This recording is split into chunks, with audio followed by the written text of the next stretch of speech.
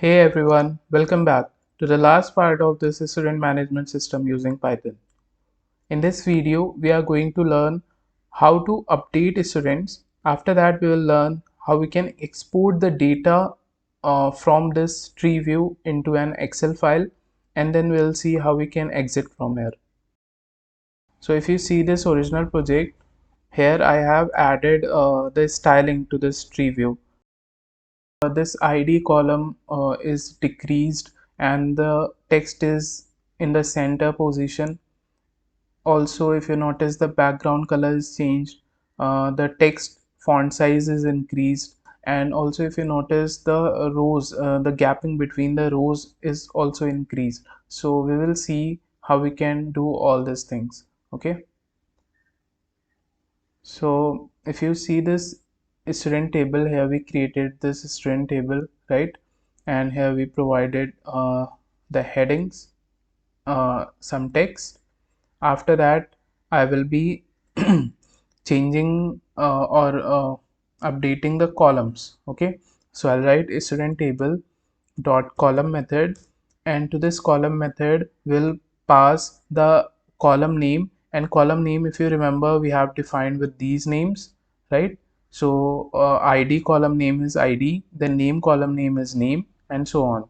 Okay, so we'll use this column name first of all, which is ID, and we'll provide it a width. Okay, so if I go with the 200 width, and then I'll center the text. So I'll use anchor keyword argument here, and I'll pass center here as a value. So if I run this code,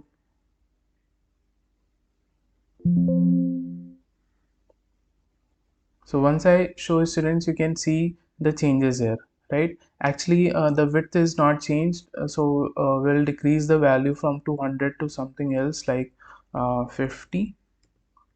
Okay, let's see how does this look.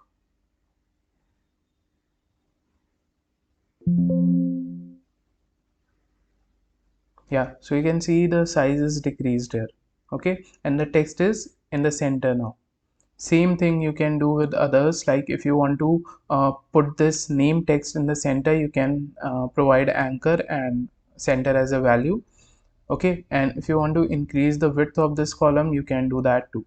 Okay, so here I'll simply copy this line, and for name I'll keep it to 300. Okay, and then I'll make the text at the center position. In the same way, we can do it for email.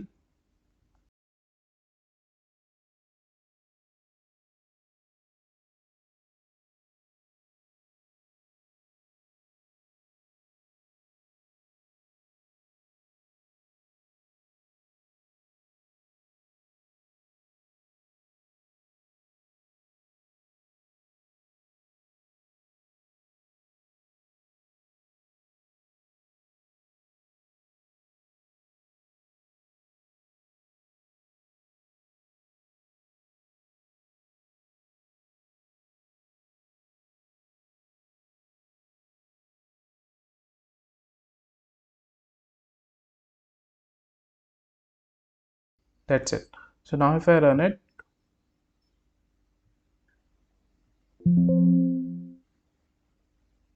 so you can see the changes here.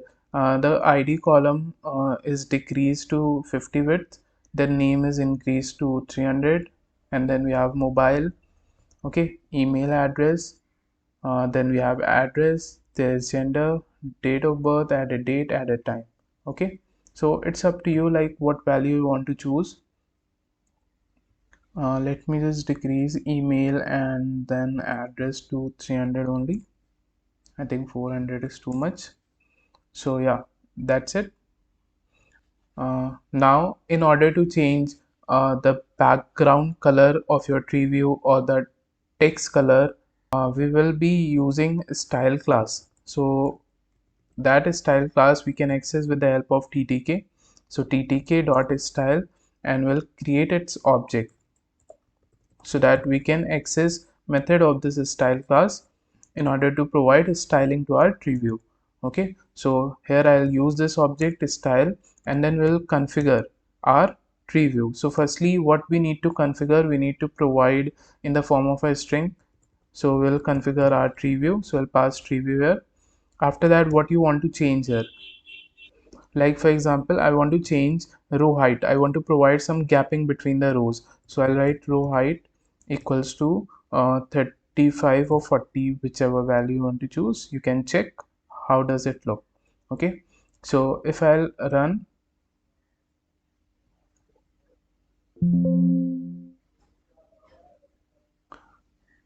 so you can see here that the gapping has increased between these rows, right? So you can decrease or increase this value according to your choice. Now we can set the font size of the text that is displayed here. For that we'll be simply using font, and here we'll provide the styling, then the size, and then whether you want it bold, italic or underline, right? After that you can also change the text color if you want to change. So we'll write foreground, which is nothing but the text color, and here we'll pass the color name. For example, if I go with red 4. Okay, so now if I run it,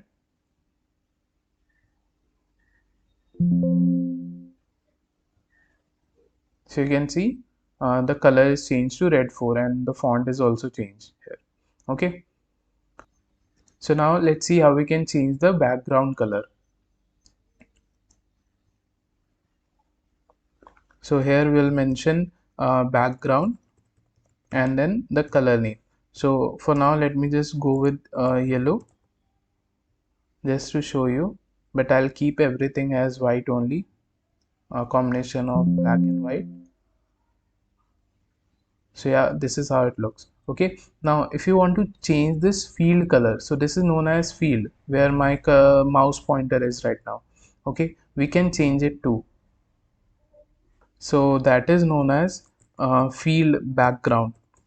Okay, and you can keep it to red or some other color.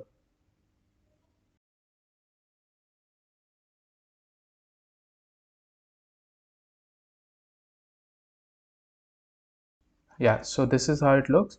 So if you want to keep both field background and the background color same, you can put the same color there.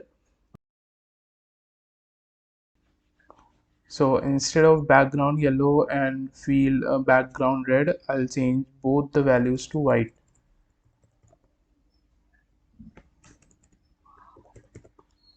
Okay, and then I'll not add any text color. I'll keep it to black only, and then I'll reduce the size to 12.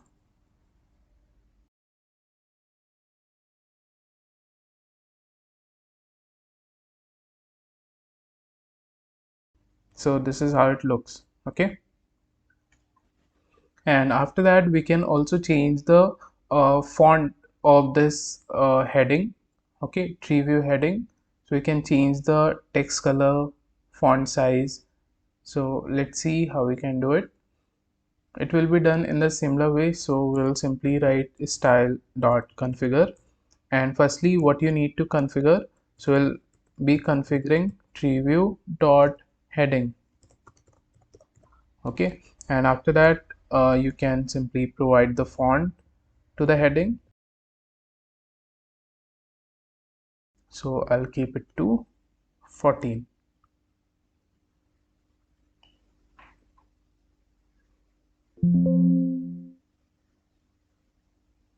like this. So I hope this is clear to you. And now okay, actually when I'm changing the font size of these headings, you can see that date is not completely inside this box. Okay, so we'll have to increase the width of this added date and added time. Everything else is looking fine here, so we can do that. So from here added date and added time, we can change it to 200 or maybe 150. You can check these values. So if you want to change the text color, for that you'll use foreground and you'll pass the color name, suppose red. So this is how it looks. Okay. But in case of headings, we cannot change the background color, so we'll just change the text color here. That's it. Now after formatting this tree view, now let's work on the functionality of this update student. So in this original project, let me show you how update student functionality works. So firstly, we will be displaying the data in our tree view like this, and now whichever data you want to edit or update, okay, you can simply select that. Suppose if I want to update uh, the city, okay, the address of this uh, id 6, so I'll select this one and then I'll click on this update student. You can see all the data of this particular row is now entered inside these entry fields automatically. Okay, and from here I can change the address from Lucknow to Delhi, and I can simply click on this update student, and you can see the message that id 6 is modified successfully. Okay, and once I'll click OK, the window is automatically closed. And now if you want to see that whether the change has taken place, you can see the address is changed to Delhi here, right? So this is the functionality of our update student button. So let's see how we can do it. So here we have our update student button. Firstly, I'm going to provide it a command equals to update underscore student. Okay, and let's define this function at the top. So here I'll write def update student.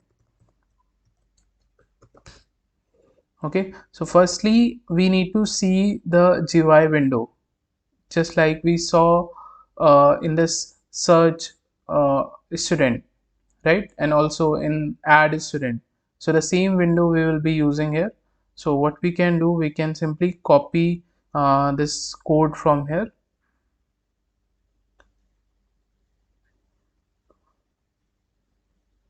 So you'll simply select till here and you can simply copy it, and now come to your update student function and paste here. Okay, now you need to do the changes, like you can change the window name. Instead of search window, you can update it to update window. Okay, so the way of changing the search window to update window is, you in PyCharm you can press Ctrl R. Okay, and here you can replace the search underscore window to update underscore window. Okay, and do the replacement one by one. You can select this one and start replacing. Okay, otherwise everywhere search window will be replaced with update window, so you don't want that, right?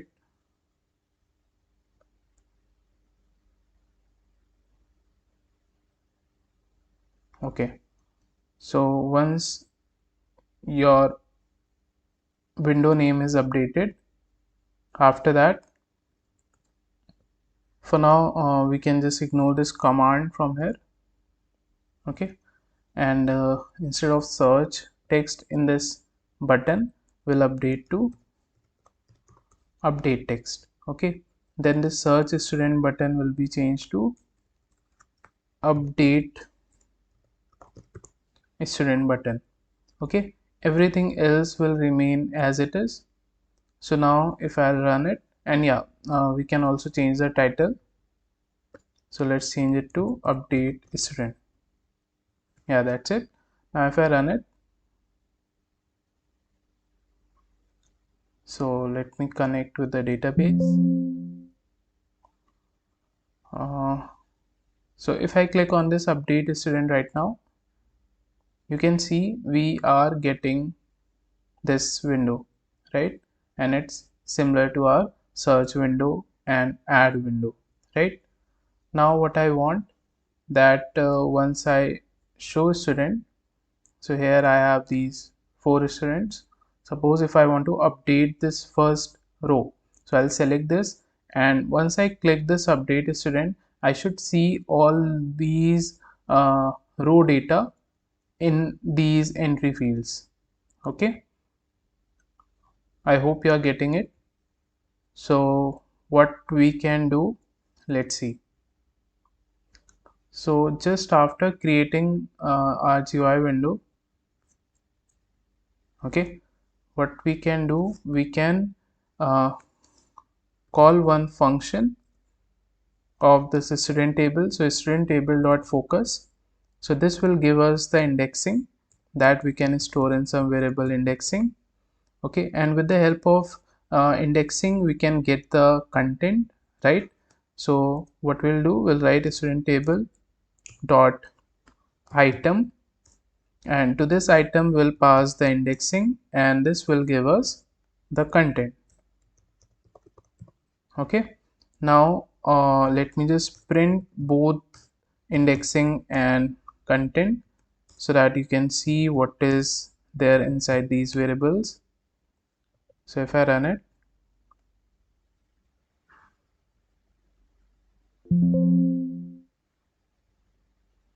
so suppose if I am selecting this second data and clicking on this update student, so let's see what is getting printed.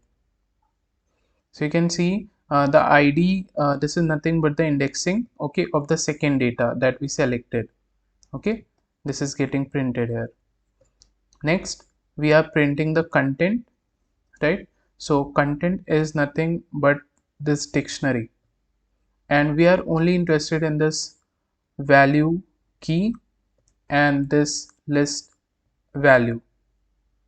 Okay, so with the help of this key we can access this value, and we can store these values like to bar, number, email, okay, in those entry fields.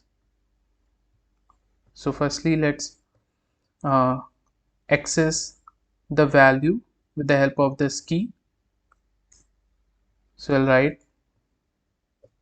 content, and in square brackets we'll pass values, and this will give us the data that we can store in some variable data. Okay, let's make it list data. So inside this list data variable we will be getting this complete list. Okay, let me just print it.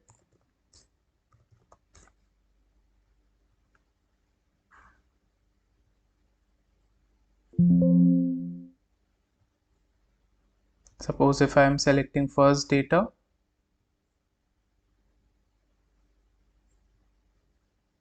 you can see that the complete list is getting printed here.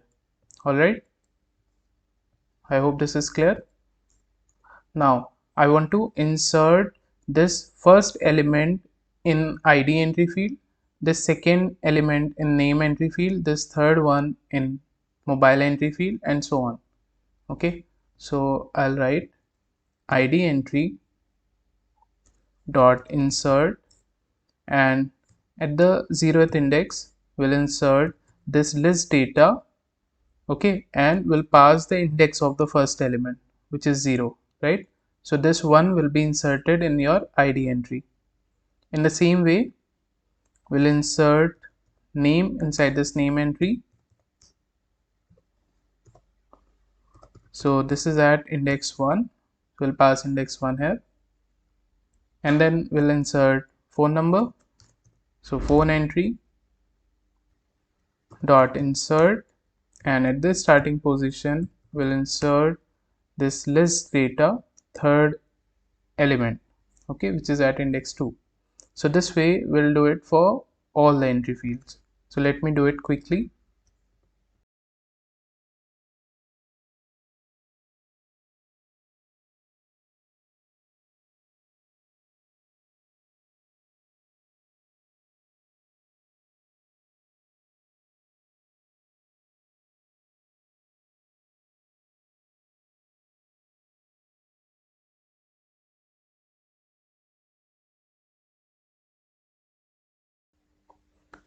So this way we have to insert this list data in the entry fields. Okay, I hope this is clear. Now if you'll run, You will see the data there.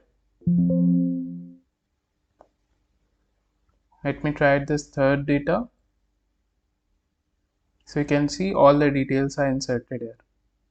And now we will see how we can update the data. Okay, for example, if I want to change this address to Mumbai or some other place, and once I'll click this update student, then this window should be closed, and this data should be updated in our MySQL as well as on this Treeview. Okay, so we'll see that.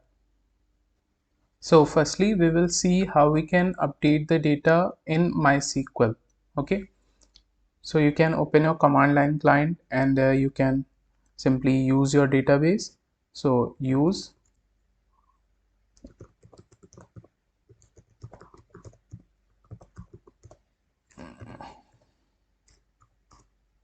okay, database is changed.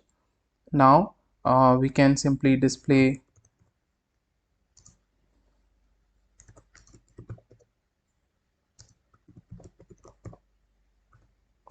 all the data of this student table. Okay, now let's update this particular row, the second one. Okay, and here I will update uh, the date of birth. Okay, so what I'm gonna write here, what will be the command? So the command will be update set dob equals to 9 June.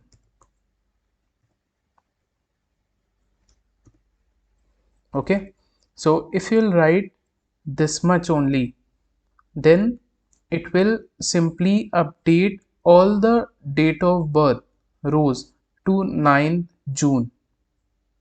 Okay, so if you want to update this particular row only, this particular row date of birth only, then you will have to mention the ID. Okay, because it's a unique key, it's a primary key, right? So we need to differentiate with the help of this ID. So here after this we'll mention where ID equals to 2, like this. Once you enter, we are getting error here because I forgot to add table name here. So the syntax is update student, which is the table name, then we need to add set dob, which is date of birth, to 9 June, where ID is 2. So now you see one row is affected. If I'll display the data again, select the star from student, you will see that the date of birth of second row is changed to 9 June. I hope this is clear. So this way you need to update the data. Now let's write the same thing in our code. So what do we want when we click on this update student button? Where is that? Yeah, here. So if we click on this update student button, a function should be called.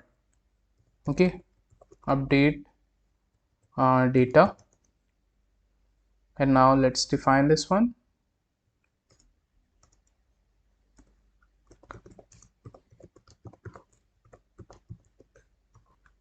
So in order to update, we will be writing the query here. So query will be update student table set name equals to %s, and notice one thing, I'm not setting the ID. Okay, because ID is unique and it cannot be changed. After that, mobile equals to %s, comma email equals to %s, comma address equals to %s, then dob equals to %s, and then we also need to update the date and time. Okay, so if you are doing any changes in name or mobile or email or address, then date and time should also be updated there, right? So that will be nothing but the modified date and time.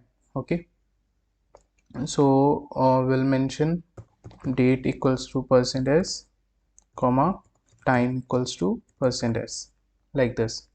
So this is the query. Now we need to execute it. So I'll write my cursor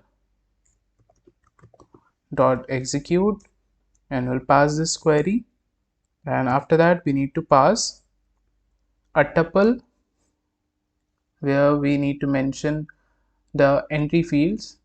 So this %s will be replaced with the values that will be there inside the entry fields. Okay, so firstly we'll mention name entry dot get, after that phone entry dot get, after that email entry dot get, then address entry dot get, then gender entry dot get. Okay, then dob entry dot get. Okay, let me move it to a new line, and after that we need date and time. So date and time, from where we'll get the current date and time. If you remember, we have already created date and time, one in a label, and then second time we created it in a function. Let me just check. Yeah, if you remember, we have created current date and current time in this add student. Okay, and we also have created this when we were creating the label, right? We have written the code already here, date and current time. So one thing that can be done here is that we can make these two variables global, or we can copy this particular code and directly paste there. Okay, other way is to make date and current time variable as global, so you can simply use its value inside some other function. Okay, so once you make these two variables global, now date value and time value can be used in some other function. Okay, so what you can do is we have added the same code inside this add student, if you remember, right? So what we can do, since I have made current date and current time as global, so I can use those values inside this function also, so we don't have to create these variables again and again. Okay, and we can change this to date. Okay, because there we have date and current time, these two variables were defined and we made them global, so now those values can be used here as well. I hope this is clear. Now the same values we'll use inside this update function also. Okay, so we'll simply pass date, comma, current time, like this. Okay, and at last, one thing that I'm missing here is where id equals to %s. So if you won't mention the id, then as I said before, that all the rows name will be changed if you are changing the name, or if you are changing the mobile number, then mobile number will be changed for all the rows, and similarly for email or address. Okay, so after current date current time, we need to mention the id that we'll get from the id entry, like this.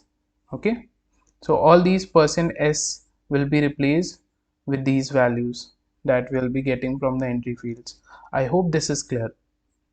And as I told you already, that when we add some data or delete some data or update some data, in that case we also need to commit our changes. So we'll use com dot commit, like this. Okay, So if you'll run this code, then you will see the changes in your database if you will make any updation. Okay, but we also need to see the changes in our tree view, and before that we also need to display a message box that id is modified successfully, right? Id row is modified successfully. So we'll simply show info. First is the title, here we'll mention success, and then the message. So here we can add that id, and we'll use f string. So in order to display the id value, that will display inside uh, curly braces.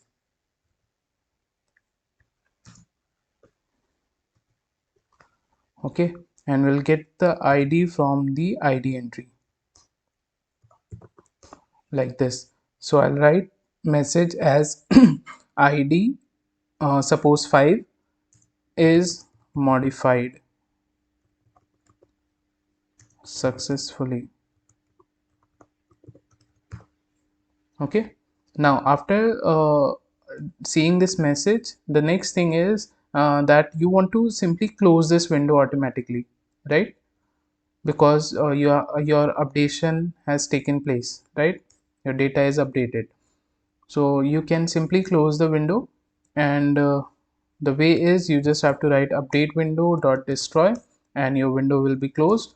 Once your window is closed, now you need to simply update the data in your tree view.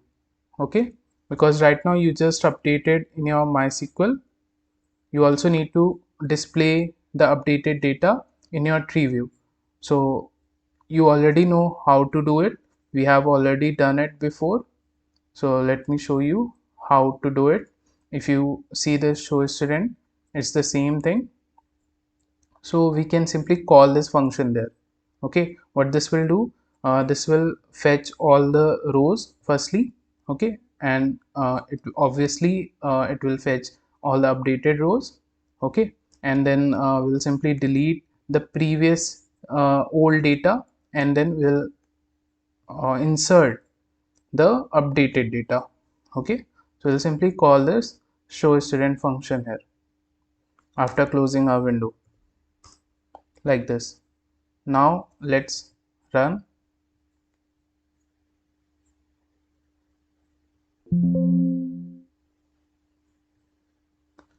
So what should I update now? Let me update uh, the email address of Tuba. Okay, so I'll select this one and I'll click on this update student. You see all the details are entered automatically here, and I'll change it to tuba123@gmail.com. Once I'll click on update, you can see id2 is modified successfully, and this message box you are seeing on your main window and not on that top level window. So we just need to pass the parent there. Okay, now once I'll click OK, you'll see the window got destroyed, and the data is changed here, right? I hope this is clear to you. So let me do one change, that is to this message box I'll add parent. So parent here will be update window, right? I hope this is clear. So this is the way of updating data. And now let me just format this code a little bit. Okay, let me minimize this. Actually we are using this code again and again. If you will see that this code is used 3 times. Okay, so instead of using this code again and again, we can simply create a function and add this code inside that function, and wherever this code is required we can simply call that function. Okay, so what we can do, we can simply create a function here, def field data, like this, or top level data, whichever name you want to use, you can use it.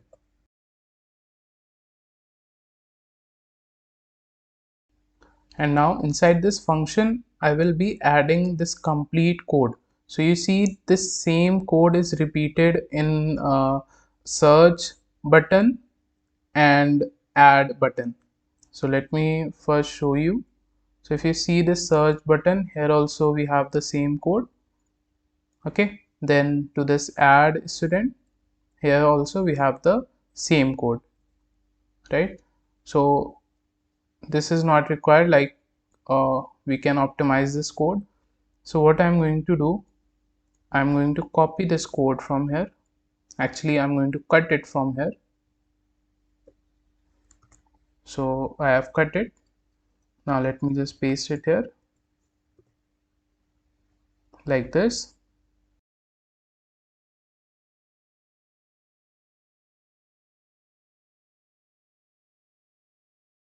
So I'll simply remove this code from here and I'll use that same top level data. Okay, so I'm simply removing this code from here.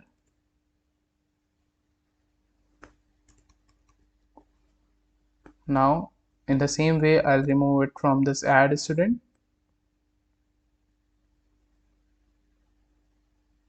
till this add student button. Okay, okay, now coming back to this. So first of all, I will give a common window name here. Okay, so instead of update window, I'll change it. So I'll press Ctrl R and here I'll mention update student and I'll replace with screen maybe. Okay, so I'll go here and sorry, it's update window, not student. Okay, like this. So one by one I'll replace.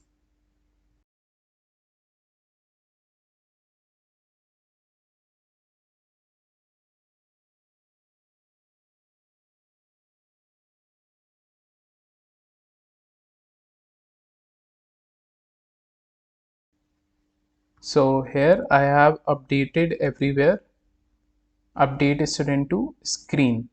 Okay, now next thing is that we need to call this function top level underscore data, and we'll call it from our update student, search student and add student buttons that we created. Okay, so here we have our search student, delete student, update student. So we'll simply remove them. Okay, or we can place multiple cursors with the help of alt and mouse left button, and here we'll mention our top level data function. Oops, sorry, not to this delete student. Okay, we'll have to change this one to top level data. Okay, now what else that we need to change? Let's see. And yeah, then this add student function that we are creating, that is not required, and we can simply decrease the indentation here. So you can press shift and tab. Okay, and then in this search student also, let me remove this line and we'll simply decrease the indentation, and similarly we'll do it for this update student. Okay, because we are calling that top level data function. Okay, so update student function is not required. Yeah, like this. Now if you see, we are getting these errors. Okay, in this update data, then inside this search data, and this inside this add data. Okay, so we have these variables here inside this top level data, right? ID entry, name entry, phone entry. So what we can do, we can make these variables global so that the value of these variables can be used inside update data, add data and search data functions. Okay, So we'll simply make them global here. So we'll write global id entry, comma phone entry, comma name entry, comma email entry, comma address entry, and make sure you write the correct spelling. Okay.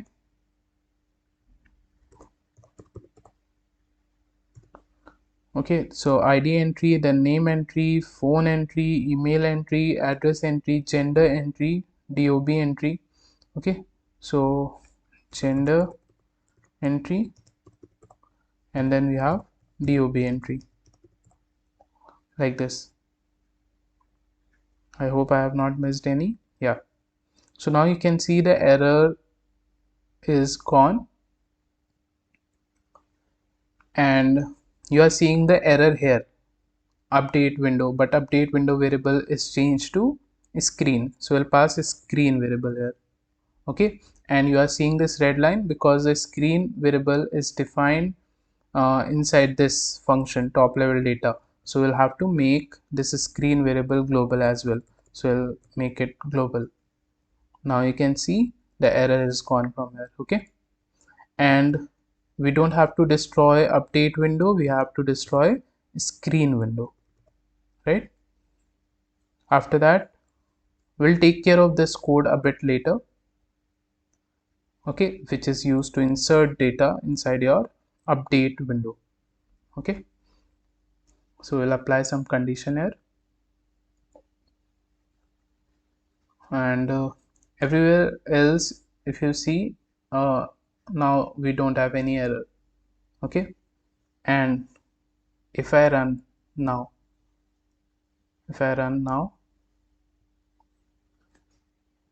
let's see if we'll be seeing the window or not.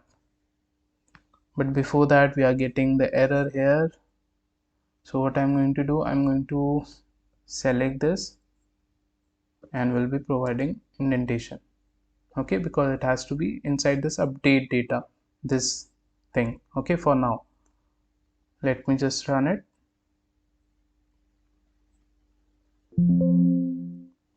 So if I click on this add student, you can see we are getting this window here.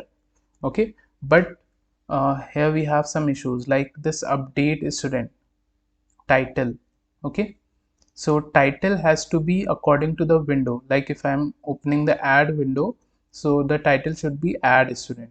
Okay, similarly the text on this button should be add, and once I click on it, the add data function should be called. Okay, similarly if we click on the search student, here also we should see search student and then search, and once I'll click this button, I should be seeing the results. Okay, and finally let's see our update student window. Yeah, this is also fine. It's just that we need to provide a different title and different button text. Okay, and the function should also be different when we are calling when we are clicking on these buttons like update or add or search, right? The function should be different. So what we can do, to this top level data will pass three arguments. First will be title, second will be button text, okay, and third will be command. Okay, these three arguments I am passing here. Now from where I am calling this function, I need to pass these three values there. So I'll go from where I am calling these functions. So you see we are calling from this add student button. So in case of add student button, I am going to pass the title first of all, which will be add student. Then the text on the button will also be add student. Okay, and the third thing is the command that needs to be called. So command name is, let me just show you what is the command name when you will click add student after filling the form. Okay, Yeah, so this is the command name, add student. Okay, and with the help of this you will see the data getting inserted in your database and will be displayed on your tree view. So we need to pass that third argument here also. Okay, so first argument is title, then the text on the button, and the last one is the function name, which is add data, like this. Okay, so this title will go inside this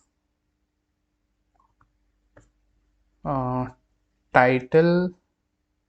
Okay, the name will go inside this button text variable, and this command will go inside this command variable. Okay, and one major thing, that we cannot write like this. Otherwise, whenever you will run this code, this function will be automatically called. But I don't want to call it automatically. I want to call it when I'll click this add student button, right? So for that, you have to use lambda keyword like this. Okay, now what will happen when you'll click on this button, then only this function will be called and these values will be passed inside that particular function. Okay, in the same way we'll do it for this search student button. So this time I'll pass the title as search student, then the button name will be search. Okay, or let me just change it to add only. Okay, and we'll keep it to search, and then the function name, which will go inside the command variable, right? So the function name is search data without parenthesis. Okay,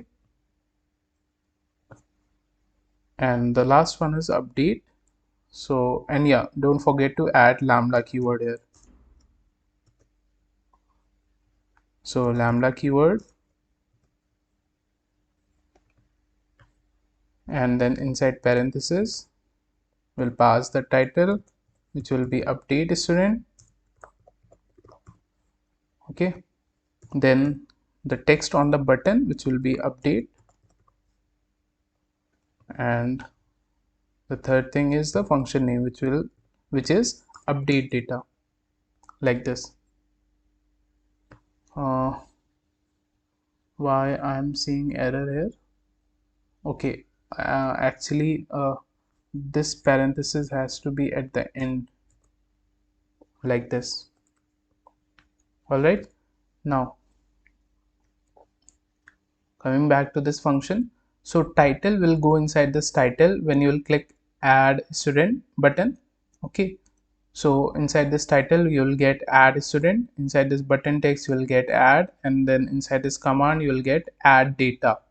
Okay, so instead of passing the title directly, we'll pass this title variable.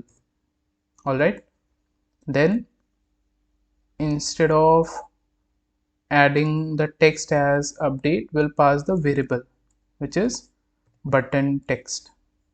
Okay, and instead of passing the command, which is update data, because right now if you'll click on any of the button, then this function will be called, but we'll have to call the function which is there inside this command variable. Okay, so I hope this is clear to you. So if you'll click on search student, then search data will go inside this command variable. Okay, and that we are passing here, right? Okay, and yeah, you can also change this variable from update student to simply student button, like this. Okay, everything else will remain as it is. So let's run and test.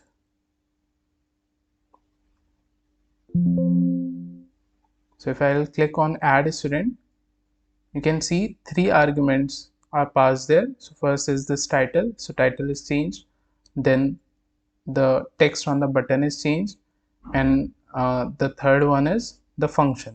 Okay, add data. So let me just quickly add one data here.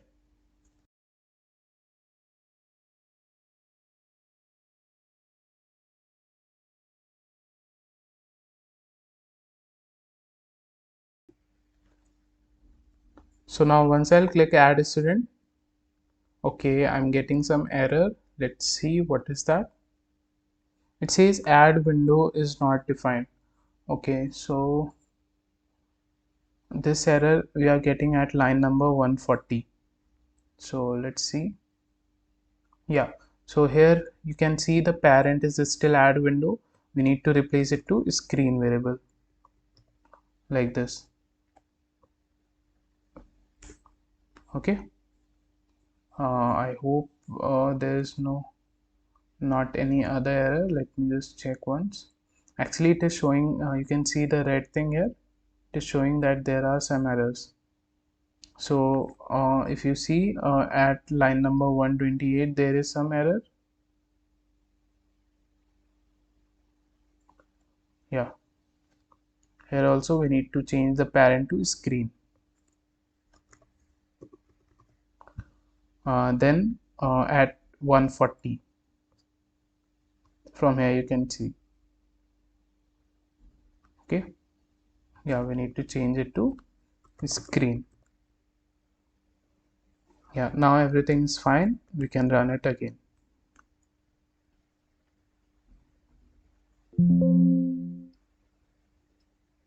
Let me fill this form again.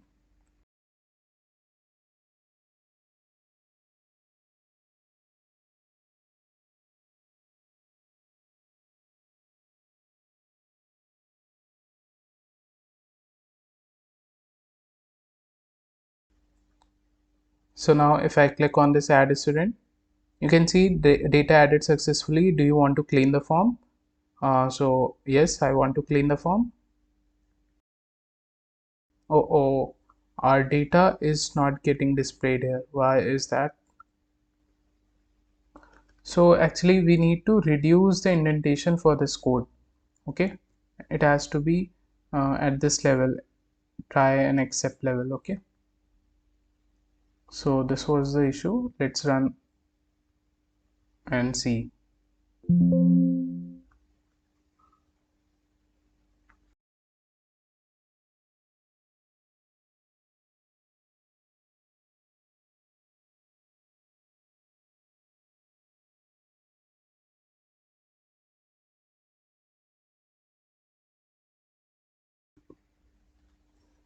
So now if I click add, you can see the data is added here. Okay, so I hope this is clear to you. The previous data is also now getting displayed because it was actually added in our database, but here it was not getting displayed because the code was not indented properly. Okay, and this was the new data that we just added.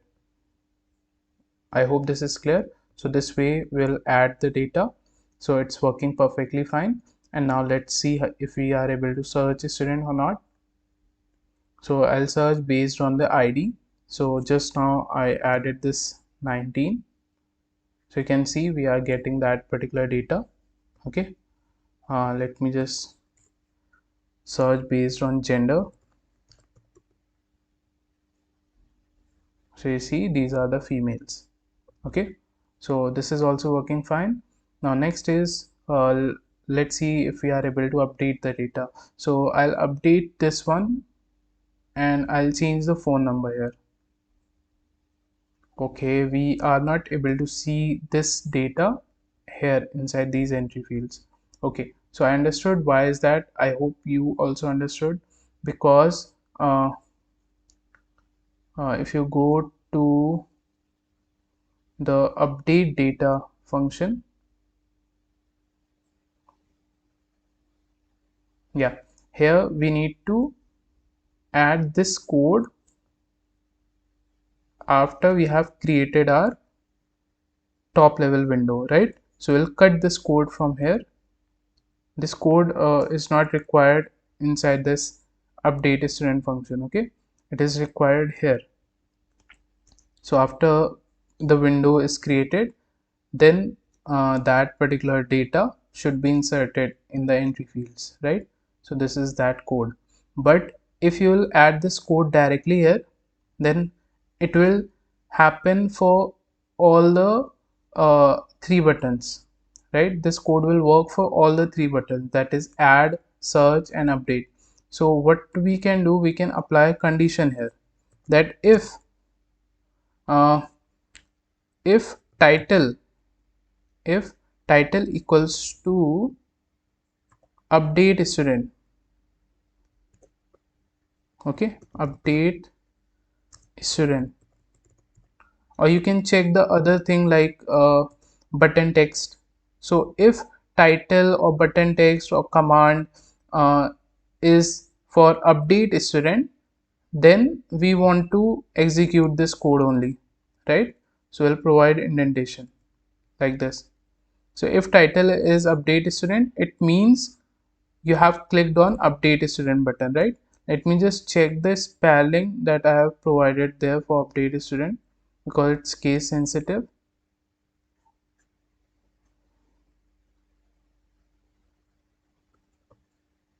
Yeah, so it's update student only. Okay, so once you'll click on this button, this update student title will be passed inside this title variable. Okay, this window will be created, and then this condition will be checked. If this is true, then all the information that you have selected will be entered inside the entry fields. Okay, but if you have clicked on add student, then this condition won't be true, because in that case inside title you will have add student title, right? So I hope this is clear.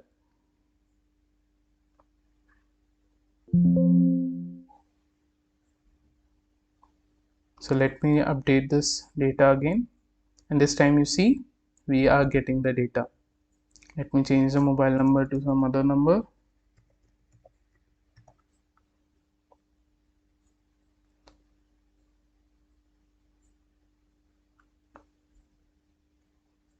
So you can see we are getting error here. It says that mobile data is too long. Okay, because if you remember, when we were creating the table, there we mentioned that mobile can have only 10 characters. Okay, so if you'll add more than 10 characters, then you will be getting that error. Okay, so make sure you just add 10 characters. So let me just update this data again. Let me just change the last two digits only. Okay, you can see id 8 is modified successfully. So you see last two digits are updated here. So I hope this is clear to you how we can update any data. And after this, now let's work on this export data button. So let me first show you in our original project how it works. Okay, so if you see this original project, inside this tree view we have our data. Okay, it's a complete data. Now I want to export this data to an Excel file. So I'll click on this export data button, and first of all I'm seeing the save as dialog box, and here I need to enter the file name, which can be anything like data, and by default the extension is CSV. Okay, so if you don't mention any extension, it will be saved with CSV only. So I'll save it on my desktop. So you can see student data is saved successfully. Now let's check the desktop. Here you see we are getting our Excel file. If you open it,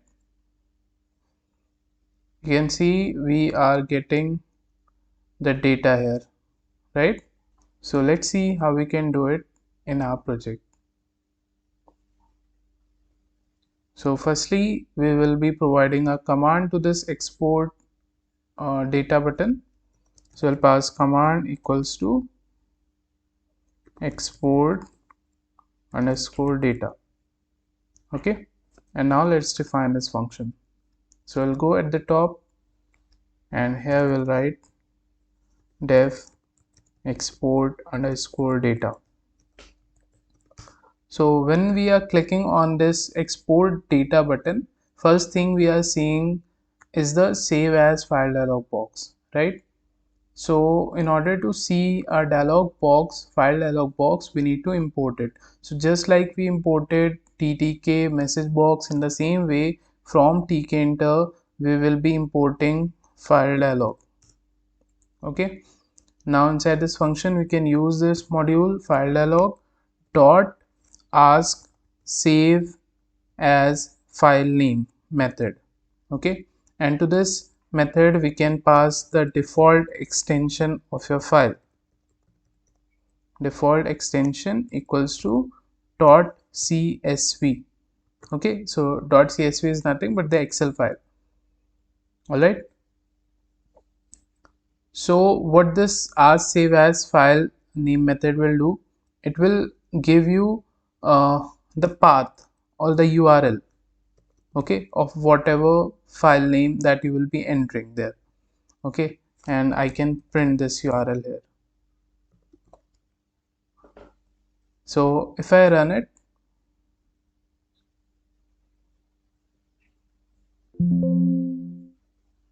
if I click on this export data, you can see we are seeing the save as dialog box, and whichever file name that I'm going to enter here, once I'll click save, you will see what is getting printed. Inside this URL, we are getting the complete path of that particular file, fezan.csv. So now what we have to do, inside this particular file, we will have to save the data from our Treeview. Firstly, we will get all the content of our Treeview. For that, we'll use a student table dot get children method. Okay, and this will return the index of all the rows that we can store in some variable indexing. Okay, and if I simply print this indexing,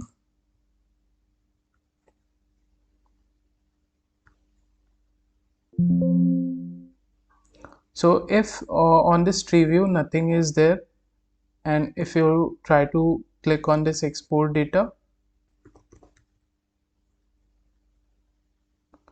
let me show you that you are just getting an empty tuple here. Okay, you are not getting anything because there is no data on your student tree view, right? But what if we have all the data on this tree view? Now if you'll click on this export data, and suppose if you enter some name, or if you don't enter some name, still it will work. So you can see we are getting all the indexes of all the rows that are there inside that tree view. Okay, so we need to iterate through this tuple, so we'll use for loop here for index in indexing. Okay, and we will simply get the content, right? So write student table dot item, and to this item will pass the index. So when the loop will run for the first time, this first index will be passed to this item method. Okay, and it will give you the content, right? And the content, as you know, is nothing but a dictionary, and we will have to access the values, right? So how can we do it? We'll have to write content, which is a dictionary, and in square brackets we'll pass the key, which is values, and this will give us the list, data list, that we can store in some variable data list like this. Okay,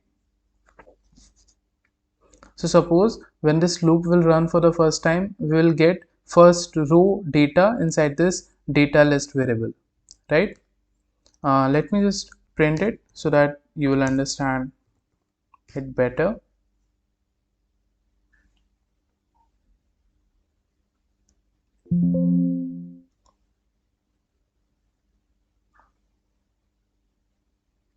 So you'll see one by one all these rows will be printed.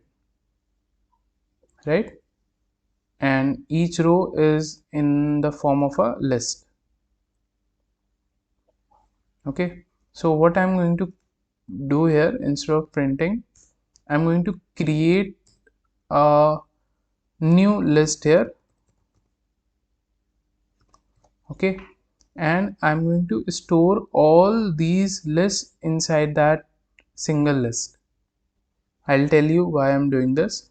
So I'll use this new list dot append method, and to this append method we'll pass this data list like this. So once this loop will be over, all this data will now be inside this new list. Okay, and that we can simply print just to see.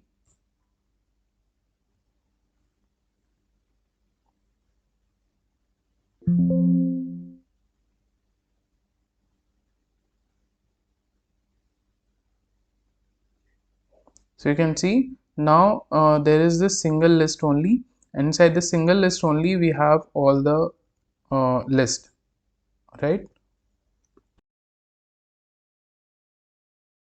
So why I created this list inside which we have all the rows? Let me explain you. So for that, let me just take an example list here.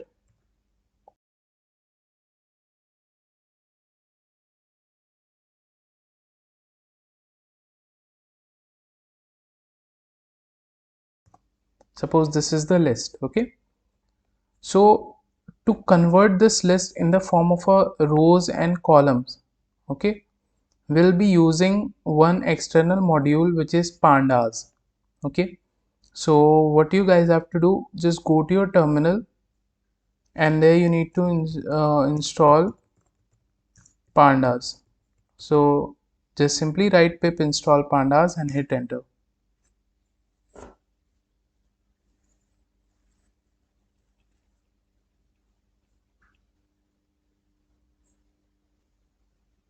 So why we have installed this pandas? Because this pandas module has one method which is data frame, which help us to convert our data list in the tabular form. Okay, so we can firstly import it. So import pandas. Okay, once you import this pandas, now here you can use this module pandas dot the method name, which is data frame. Okay, and to this data frame you can simply pass this list, and once you'll pass this list, it will convert it into a tabular form, and you can store in some variable like table, and you can simply print it. So now if I run it,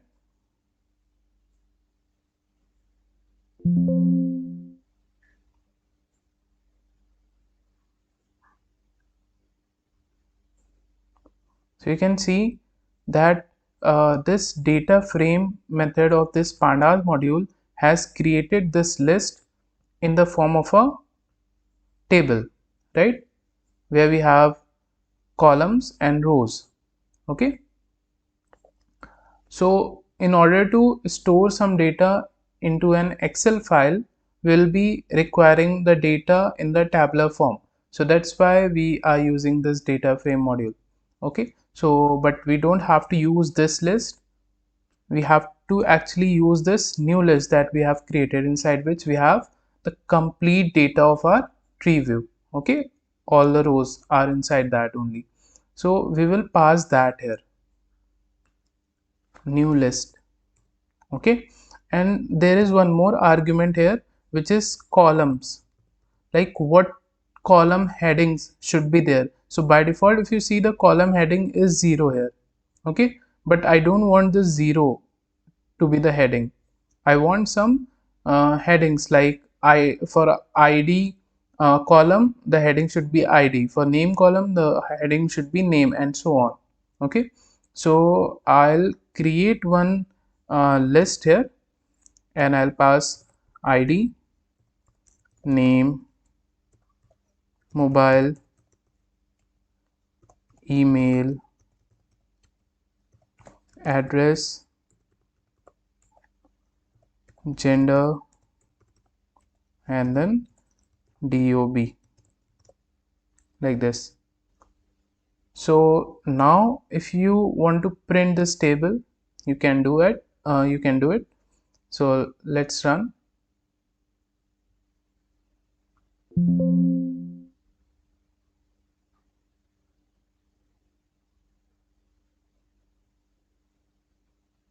Okay, 7 columns passed. Passed data had 9 columns. Okay, so data that we are passing has 9 columns. Okay, but here we are just passing the headings, only 7 headings. So I think I have missed added date and added time. So I'll add added date and added time column headings here,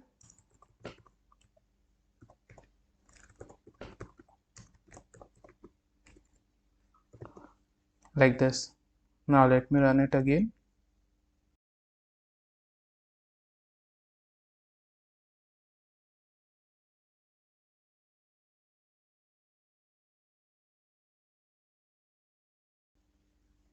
Okay, so now you can see the result here. Okay, as you can see, the ID is ID, name, mobile, and then so on. Then we have date of birth, added date, added time. Okay, and the data under those headings. I hope this is clear. And here if you see, we are getting these row headings, okay, indexes, basically 0 1 2 3 4 5. So we don't require these indexes, so we'll simply remove them. Now we need to actually store this particular data into an Excel file, right? So what we are going to do, we are going to convert this table into an Excel file. Okay, so we'll use table dot csv to CSV method. Okay, table dot to CSV method, and to this method we will pass where you want to save the CSV. So we want to save this CSV to this URL, right? So we'll pass this URL here. And next thing, as I told you, I don't need these headings 0 1 2 3 4 5. Okay, so for that I'll mention index as false.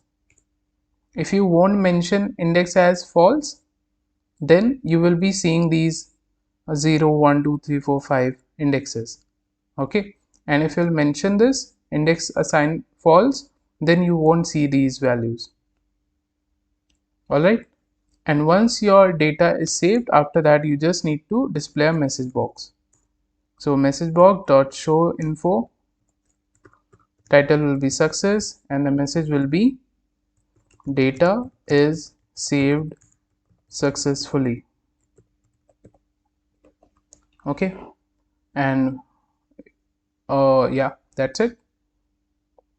Let's run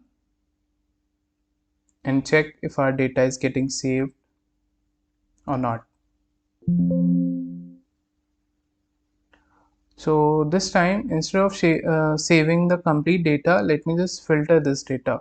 So I'll save only females. So I'll select the gender from here. Okay, so this is the data for the females, and now I want to save this data only. So I'll click on this export data, and here I'll mention the name. Okay, and then I'll save it on my desktop. So you can see data is saved successfully. And now let's verify. So if I open this, yeah, this is working perfectly fine. You can see we are getting the data here. All right, so I hope this is clear to you, how we can export the data from our Treeview into an Excel file. Okay, it's easy. So as I told you, when we mention index assigned false, so now we are not seeing those indexes. Okay, the last button is this exit. and the functionality of this one is very easy. So what I want, when I click on it, we should see a message box. Do you want to exit? And there should be two options, yes or no.